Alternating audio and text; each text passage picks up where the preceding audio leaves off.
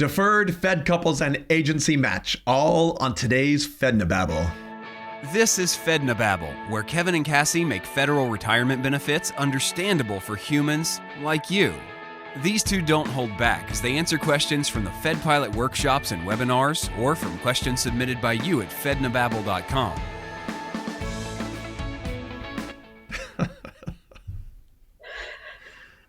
Oh, look at that. We've got one of your boys with us. Out of my bubble. So I guess my kids will be joining us for today's discussion. Excellent. I love it. Hi, boys. Okay. Let's jump in. Maybe they know some of the answers to this as well. So this first one, will you be going over deferred retirements? Obviously... Now, this is from your webinar, right? Yeah. Do you cover this in your webinar? No, I don't. We do cover it in the day-long one because there's more time. But this goes for very, very few people. And so, I mean, really not very many people at all. So I don't talk about it. And what I say is, if you really want to dive into this, when you know, afterwards we can talk about this, but not right now, where it's not going to pertain to anyone except for you. But can you, so there's being fully retired. Can you explain the other options? I don't know how in depth you want to go, but the other options that are out there. Yeah. So when you're looking at, retiring from federal service, I don't think people really understand what the deferred retirement is. This one often gets confused with postponed retirement. Yeah. Deferred retirement is when somebody separates from service earlier than an actual retirement date, right? So they're not eligible for any sort of immediate or postponed pension benefit, right? So they're typically be prior to their minimum retirement age, which is either 55 to 57, depending on their year of birth. But they're separating prior to their minimum retirement age, and even if they have over 10 years of service, that doesn't matter. They're either younger than their minimum retirement age, or they've met their minimum retirement age and they haven't met at least 10 years of service. That's when a deferred retirement is going to pertain to somebody, right? Postponed retirement is when somebody has met their minimum retirement age and has at least 10 years of service. So they qualify for a reduced pension benefit immediately under the MRA plus 10 rules, but then they say, hold the phone, I'm going to wait until I'm fully eligible to receive my pension, whether that's age 60, 62, 59, whatever that looks like based on the number of years of service that they have. And they simply want to avoid that MRA plus 10 penalty. Right. And that helps. And then they're okay with postponing their other federal benefits as well, such as FEHB and FEGLI.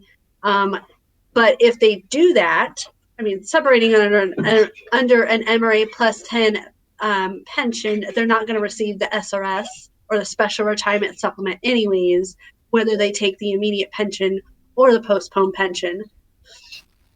But deferred employees, when you go out on a deferred retirement, so again, those are people that are under their minimum retirement age or you've met your minimum retirement age and have less than 10 years of service, then they're not going to have any of those benefits that are eligible no matter when they've been taking that pension. So even if they obviously deferred, then you're not going to be able to take your pension until 60 or 62, depending on your years of service anyways. But if you wait, you're not going to be able to pick up FEHB and FEGLI. Even when you begin your pension, you're simply saying, I'm done with the federal government. I'm done with their pension, with their benefits. I'm choosing not to continue them at all. So, for instance, somebody, again, who's 45 and separates from service, they haven't retired because they're not receiving their pension. So they're going to retire if they have, 20 years of service. They can begin their pension at age 60 because they have those 20 years of service, but then they're going to waive FEGLI, FEHB, special retirement supplement. Like they're not going to receive any of those other benefits, even when they begin their pension at 60. And this is a great example of why when people say, okay, can you dive into deferred? And it's like, well, boy, if I do, it's not a simple discussion. It's not this is how it works. I mean, you can say, like you just said, this is how it works. But then the natural question is, okay, well, what do I do? And that opens up a whole can of worms that you and I aren't going to answer. But, like someone, an advisor in our trusted network, they will be able to answer because they see your situation. They know your situation. They see your numbers. They see everything. They can say, okay, best for you to maximize your benefits. This is what you do. But that was a great example of why we don't even try to explain it in a workshop or something like that, because it just goes, it's overwhelming. Yeah. It's tough. Yeah. So, yeah. Okay, good. That's number one. Number two. All right. My husband and I are both federal employees. What options are available to us? What options for what? Yeah. There, right off the top, I can think of a couple things. What because there are bonuses for federal employee couples that are married to each other. One of them has to do with healthcare, right?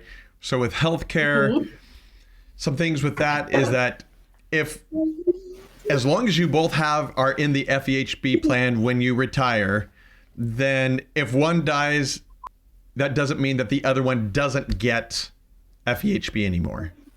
You don't have to take the SR or the survivor benefit. So they're out of it that way. They're not strong-armed into the survivor benefit program because they both are entitled to that. That's right. That's one way. There are some there's another benefit. There's another benefit. So here's the thing. Yeah, go for it. The FEHB and the survivor benefit are definitely one. But then they also have to think about the income, right? So with somebody who's in the federal service and somebody who's not always is the spouse who's not in federal service going to have a pension. Sure. Right. And so the federal employee obviously will get the pension, but with federal employee couples, both of them are going to have a pension. So that's going to change a little bit how excuse me, how that planning process looks like. And especially, for TSP benefits, like they're both going to have a TSP. Federal couples are again, like you said, the FEHB and the survivor spouse. Well, they're probably both going to have FEGLI as well. And the special retirement supplement option if they're FERS. Like, we have to look at, there's so many similarities and benefits to the federal program that the other federal spouse is going to naturally have, depending on which retirement system they're under. Okay. Yep. But there's a whole lot of benefits to that. And so the planning considerations are going to be different because federal couples have the same benefits as each other, rather than if somebody doesn't work, if a spouse doesn't work for the federal government, they're not going to have the availability to keep certain programs. There's going to be having to be more coordinated approach with the benefits to make sure that certain plans are there for the spouse, other than having to be, or having to be eligible for them on their own. Yeah. And I'll give you one quick example. I've had this happen a few times in my workshops not too often, but it does happen every now and then, where there's a federal couple married together and one is a CERS and one is a FERS. And when we get to the TSP, I say, okay, I come to this particular slide and I say, this is dedicated to you two right now. I said, let's say husband is FERS and wife is CERS. I say, husband, if you want to take out anything from your TSP, you have to get permission from your wife. But wife, when you want to take anything out from your TSP, you don't have to get permission from your husband. You can just take it out and he's just notified, which means that if you get to the mailbox faster than he can, he'll never know how you got all those shoes. So, and they look at each other like, oh, and you can just sometimes just feel like, are you kidding me? Why is that fair? And she's just, the wife is gloating, saying, yes, I can do that. And he's mad. And then I think, okay, maybe we need to bring in a psychologist or a counselor of some type to work out the issues that you two, that I have created now for you. So, but there are little things like that there are differences between CERS and FERS.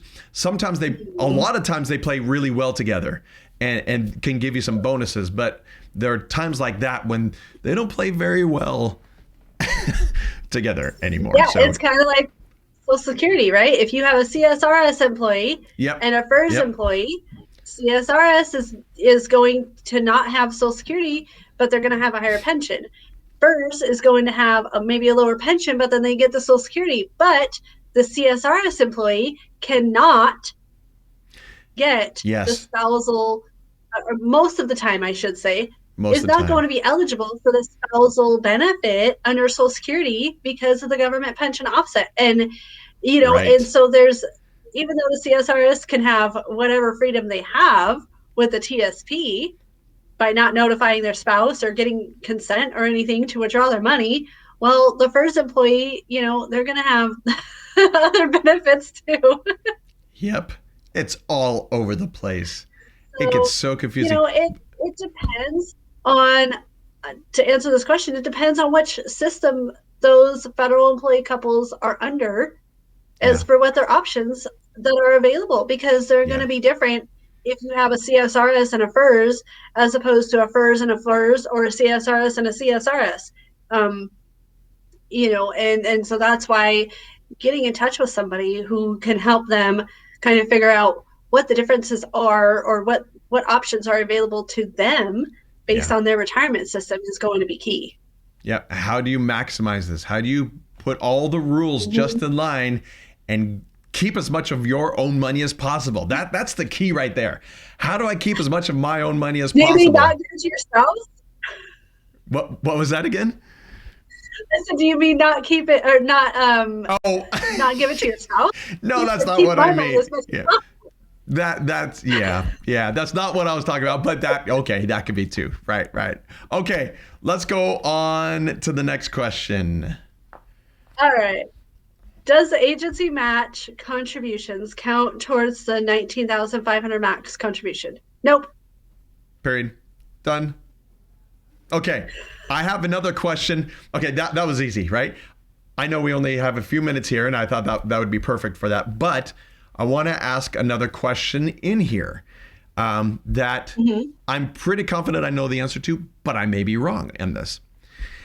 Okay. This says, does agency match contributions? Let's just put a question mark right there. Does the agency match contributions as opposed to OPM matching contributions? And does it matter? Hold on. How often do you get that in your workshop where they ask if OPM matches? I don't often, but what I do get is a difference between an understanding of what an agency does and what OPM does. And for example, the SCD compared to the report that they can get from OPM, those could be the same, but they could be off. It isn't going to be the same, right?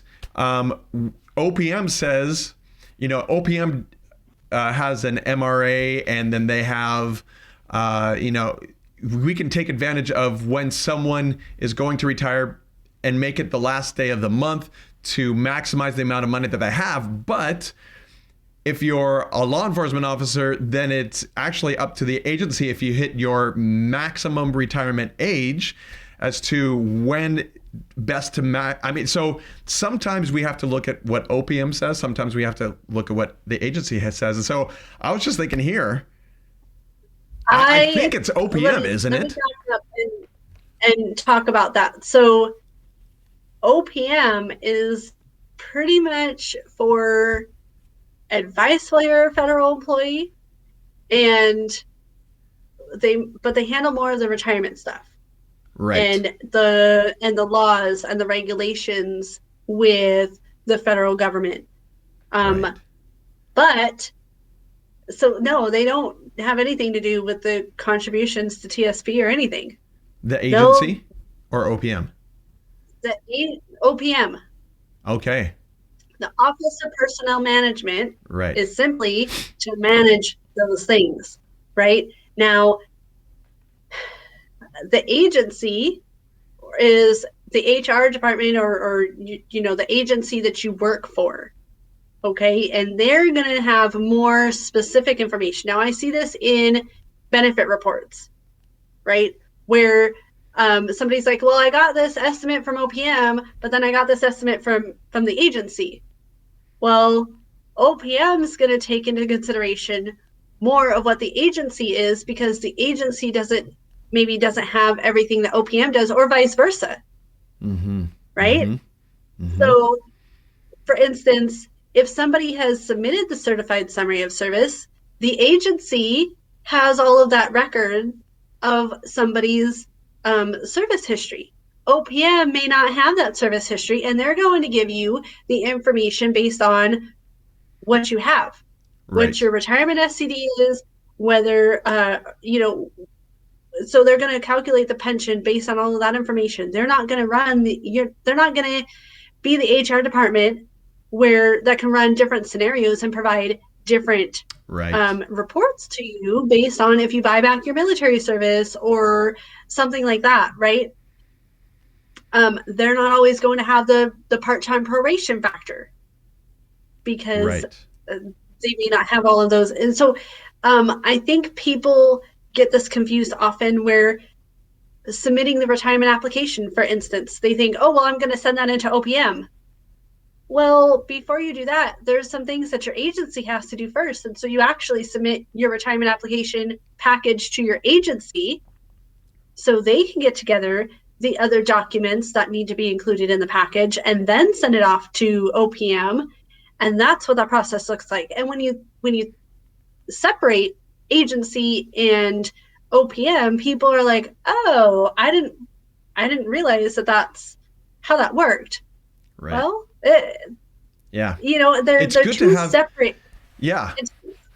It's good to have an understanding, at least some basic understanding of who does what, and understand, for example, that, oh, my retirement comes from OPM and not the agency, and the agency doesn't handle my retirement. It's OPM, and not only who to go to, but also when you're looking for the final word, do you go to your HR for the final word of what your retirement will be like, or do you go to OPM? And so it's good to understand what your agency is handling and doing compared to what OPM is handling and doing. Yeah, and I'll tell you, all things regarding your deductions and contributions and all of that is strictly HR. Okay. In fact, I've got a friend who works in HR in the payroll department. That is for the people who do payroll, right? They're figuring out what that looks like and all of that for you. That is not OPM. It's not even TSP, really. That's your payroll office. So. Okay. Well, that's something that I don't think I've ever really discussed with anyone before in depth like that. It's been a cursory, hey, you got to know the difference, but we've never dove into it because, in a workshop, we just don't have time to do that. But it's good to have an understanding of that. Okay. As always, if you would, Please like and subscribe, get notifications, and make sure you stay up to date. Make sure you have all the information. Cassie, any last words of wisdom? Go get a benefits analysis from somebody, right? Whether it's HR or OPM, get something if you're looking at retirement planning or are curious about what that looks like for you, and try and get in touch with somebody who understands what these benefits are all about, because they're going to help answer questions that pertain to you specifically. And if you're looking at, a more robust type planning, then reach out to a financial advisor and who understands the federal benefits. If you don't have one, let us help you get someone in your area. Great. Thank you very much. And we'll talk to everyone next time. To get Cassie's comprehensive report on your federal retirement benefits at no cost, no obligation, and no sales pitch, go to Fednobabble.com. While you're there, submit a question for them to answer on the show.